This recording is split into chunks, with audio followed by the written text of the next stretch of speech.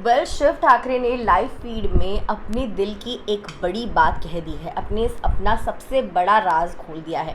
ज़्यादातर लोग इस बारे में बात नहीं करते हैं बिग बॉस में कि चैनल ने उन्हें अप्रोच किया है या उन्होंने चैनल को अप्रोच किया है, वो बिग बॉस आने वाले कैसे थे, कैसा उनका आना फाइनल हुआ, उन्होंने किस तरीके से चीज़ें की है।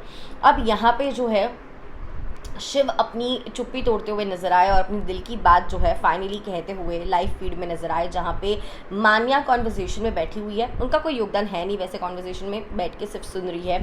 सुम्बुल भी अगेन कुछ बोल नहीं रही है, she is just listening. Shaleen rather उनसे वहाँ पे बात कर रहे हैं उस जोन में, चारों बैठे हुए, लेकिन शालीन और शिव के बीच एक कॉन्वर्जेशन है। शिव शायद सबको ही कहने की कोशिश करे बट किसी और का रिएक्शन नहीं आ रहा है। It's just Shaleen who seems to be interested in the conversation. तो चलिए आपको बताते हैं शिव ने आखिर अपना कौन सा बड़ा राज खोला है और किस तरीके से उनका सपना बिग बॉस 16 में पूरा हो सकता है। आप देख रहे हैं फीफा फूज, मैं हूँ आपकी होस्ट एंड दोस्त पिदांगी करनेक। वेल, शिव जैसे हमें पता है रोडीज़ का हिस्सा थे, फाइनल्स तक तो नहीं पहुँचे लेकिन हाँ सेमीफाइनल्स तक ज़रूर पहुँचे थे और उन्होंने उस शो में लोगों का दिल जीत लिया and he was amazing. People absolutely loved him the way he was and उन्हें बहुत ज़्यादा पसंद किया गया।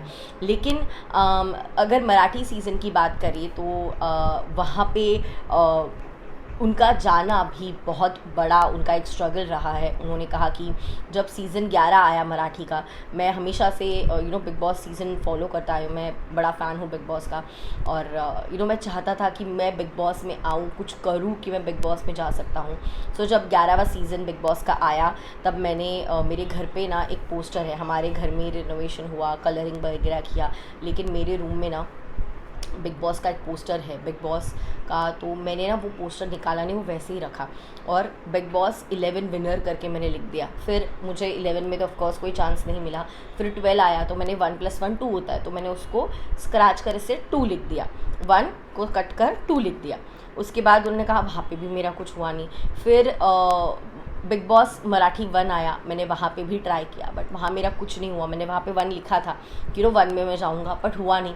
फिर मराठी सीज़न 2 आया तो मैंने वो 2 लिखा और थैंकफुली मुझे वो शो मिला और मैंने ये ठान ली थी कि अगर मैं फाइनल्स तक पहुंचा या फिर अगर ये शो जीता तो मेरे लिए बिग बॉस हिंदी के चांसेस बढ़ जाएंगे, मैं फिर पूरे हक से अप्रोच कर सकता हूँ हिंदी में। वो 11वें सीज़न से इमेजिन अप्रोच कर रहे हैं बिग बॉस हिंदी के लिए, इट वाज नॉट वर्किंग। तो सीज़न 2 उन्होंने फाइनली जीता मराठी बिग बॉस का। उसके बाद उन्होंने सीज़न 13 के लिए ट्राई किया और उन्होंने उसको स्क्रैच कर 3 लिख दिया ताकि 1 और 3 लगे।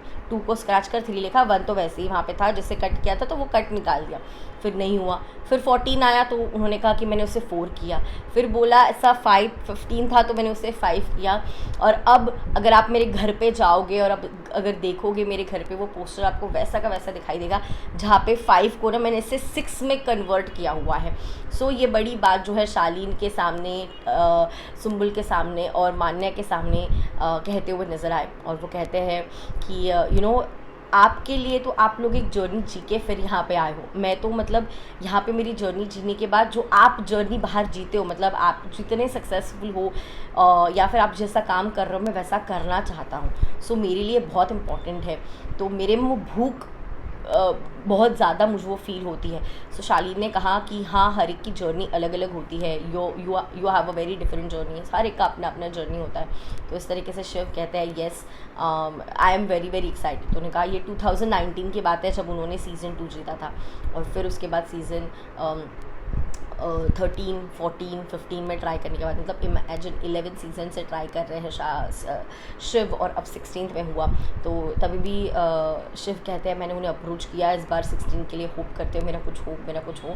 तो फाइनली जब 5 दिन बचे थे शो को शुरू होने से पहले, उसके जस्ट 5 दिन पहले, मतलब शो शुरू होने के 5 दिन पहले मुझे कंफर्मेशन मिलता है कि यस मैं शो का हिस्सा हूँ। So I am very very excited और इस तरीके से अपनी दिल की बात ओपनली कहते हुए नज़र आ रहे हैं शिव। क्या कुछ कहना है आपको इस पर? Do let me know your thoughts in the comments. I will see you.